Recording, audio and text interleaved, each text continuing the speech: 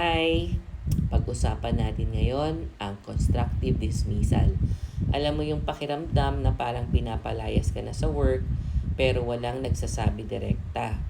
That's what we call quiet firing and minsan nauuwi yan sa constructive dismissal.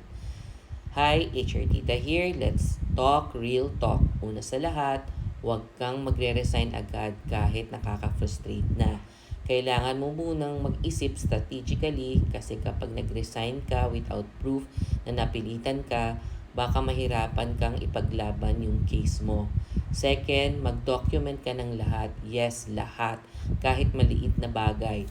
Tinanggalan ka ng task, hindi ka na sinasali sa meeting, biglang unfair yung workload, or parang pinapahiya ka na. Screenshot is your best friend. Save emails, keep records. Future you will thank you. Third, clarify mo in writing. Mag-email ka politely.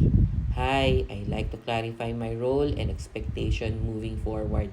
Simple pero powerful kasi may paper trail ka na. Fourth, check your contract and company policies. Hindi pwedeng basta-basta ka na lang i-sideline kung hindi aligned na napag-usapan nyo from the start. Fifth, use HR or internal channels muna. File a concern.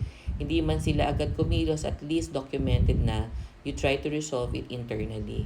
And if things get worse, don't worry, may laban ka. You can always reach out sa Department of Labor and Employment or even escalate sa National Labor Relations Commission if needed.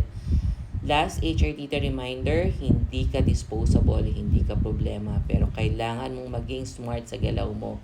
If you're going through this right now, hindi ka nag-iisa. And yes, may paraan. Follow me for more HR Tita advice na walang sugarcoat. I-heart mo naman to.